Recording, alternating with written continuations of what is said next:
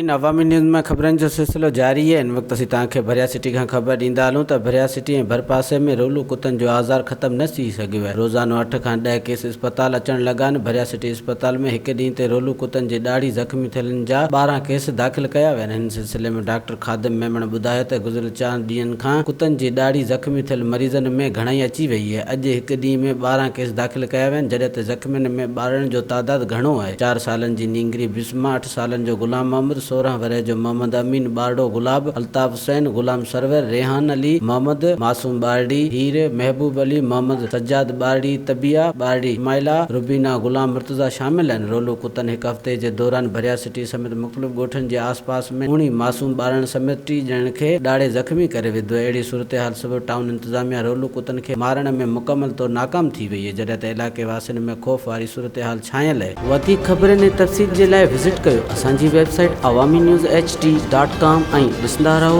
Awami news HD।